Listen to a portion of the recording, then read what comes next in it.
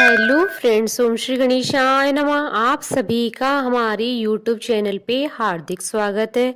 आप सभी को गुड़ी पड़वा की हार्दिक शुभकामनाएं। फ्रेंड्स, आज हम इस वीडियो में बात करेंगे कि गुड़ी पड़वा का शुभ मुहूर्त क्या है, गुड़ी पड़वा की पूजा विधि, गुड़ी पड़वा का महत्व और गुड़ी पड़वा से जुड़ी पौराणिक कथाओं की।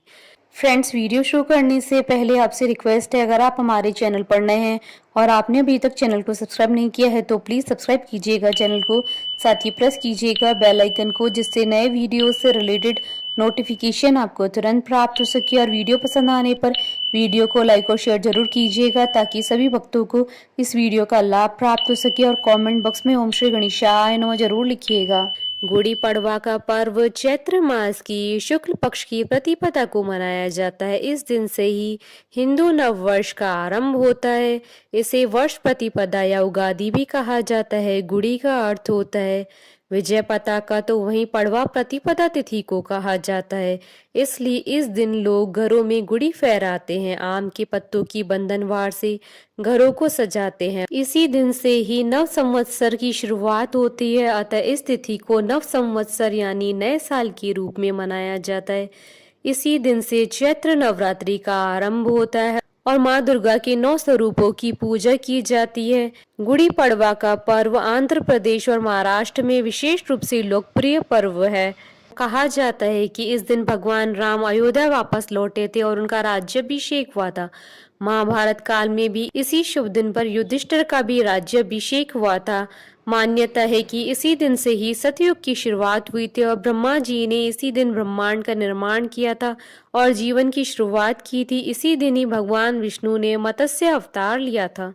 इस दिन लोग अपने घरों की अच्छी तरह से सफाई करके रंगोली बनाकर बंधनवार लगाते हैं। बंधनवार को बहुत ही शुभ माना जाता है। इससे घर में नकारात्मक शक्तियां प्रवेश नहीं करती हैं। महाराष्ट्र में इस त्योहार को पूरे रीति रिवाजों के साथ मनाया जाता है। महाराष्ट्र के लोग इस दिन दरवाजे पर रंगोली बनाते हैं। इसके अलावा रंगोली के साथ ही स्वास्तिक का निशान भी बनाया जाता है। ऐसा माना जाता है कि रंगोली में स्वास्तिक का निशान बनाने से घर में सकारात्मक ऊर्जा का प्रभाव होता है।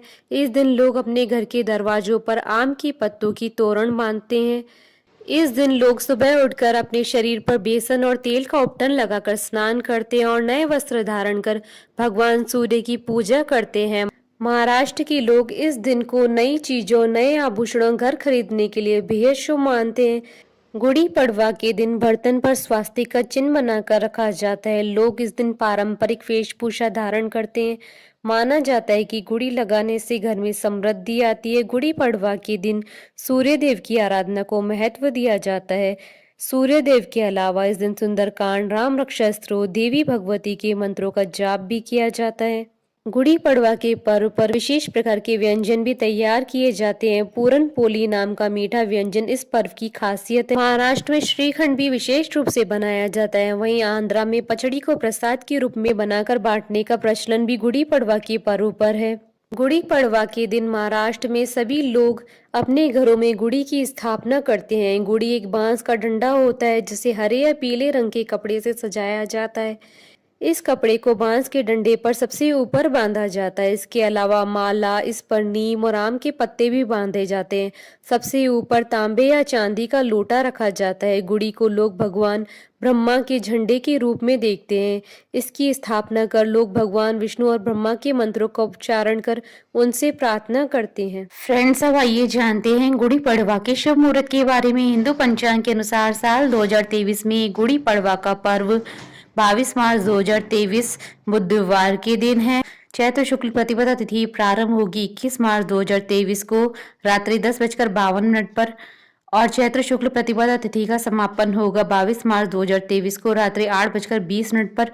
उदया तिथि के आधार पर गुड़ी पड़वा का पर्व 22 मार्च 2023 को मनाया जाएगा। मुहूर्त रहेगा 22 मार्च 2023 को सुबह 6:29 से सुबह 7:39 तक। फ्रेंड्स, अब आइए जानते हैं गुड़ी पड़वा की पूजा विधि क्या है। गुड़ी पड़वा या नव संवत्सर के दिन प्रातः काल नित्य कर्म कर तेल का उपटन लगाकर स्नान आदि से शुद्ध एवं पवित्र होकर हाथ में गंध, अक्षत, पुष्प और जल लेकर देश काल के उपचारण के साथ ही पूजन करने से सुख समृद्धि प्राप्त होती है। पूजन का शुभ संकल्प कर नई बनी हुई चौरस चौकी या बालू की वेदी पर स्वच्छ श्वेत वस्त्र बिछाकर उस पर हल्दी या केसर से रंगी अक्षत से अष्टदल कमल बनाकर उस पर ब्रह्मा जी की स्वर्ण मूर्ति स्थापित करी। गणेश अंबिका पूजन के पश्चात ब्रह्मा जी का पूजन करें। पूजन के अनंतर विघ्नों के नाश और वर्ष के कल्याण के कारक तथा शुभ होने के लिए ब्रह्मा जी से विनम्र प्रार्थना की जाती है। इस दिन पंचांग का श्रवण किया जाता है।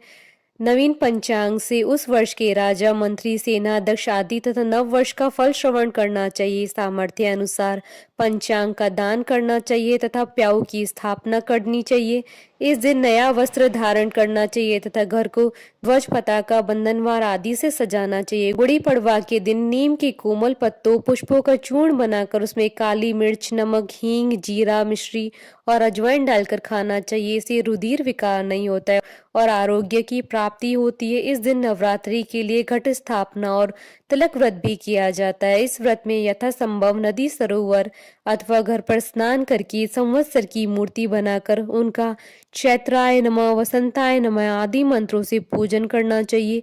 इसके बाद पूजन अर्चन करना चाहिए। कलश स्थापना कर शक्ति आराधना का क्रम प्रारंभ कर नवमी को व्रत का पारायण कर शुभकामनाओं की फल प्राप्ति हेतु माँ जगदम्बा से मन में प्रार्थना करनी चाहिए। गुड़ी पड़वा के दिन से दुर्गा सप्तशती या रामायण का 9 दिवसीय पाठ आरंभ करें। गुड़ी पड़वा की कथाएं। गुड़ी पड़वा का त्योहार दक्षिण भारत में विशेष रूप से मनाया जाता है। त्रेता युग में दक्षिण भारत को बाली का राज्य माना जाता था। जिस समय रावण ने माता सीता का हरण किया था, उस समय रावण से माता सीता को वापस लाने के लिए भगवान श्री राम को एक विशाल सेना की आवश्यकता थी। भगवान श्री राम माता सीता को खोजते हुए दक्षिण भारत की ओर गए, जहां उन्हें सुग्रीव मिला। सुग्रीव ने भगवान श्री राम को बाली के सभी अत्याचारों के बारे में बताया और उनसे सहायता मांगी। तब भगवान श्री राम ने सुग्रीव के कहने पर बाली को मार दिया। जिस दिन बाली का वध हुआ उस दिन गुड़ी पड़वा का ही दिन था। गुड़ी पड़वा से जुड़ी एक और कथा प्रचलन में। इस कथा के अनुसार शालीवाहन के पास युद्ध के लिए कोई सेना नहीं थी, इसलिए उसने एक मिट्टी की सेना का निर्माण किया और उसमें प्राण डाले। जिस दिन शालीवाहन ने मिट्टी के पुतले में प्राण फूके थे, उस दिन चैत्र शुक्ल प्रतिपदा का दिन था।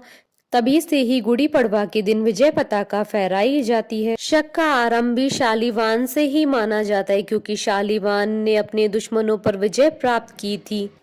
ओम श्री गणेशाय नमः।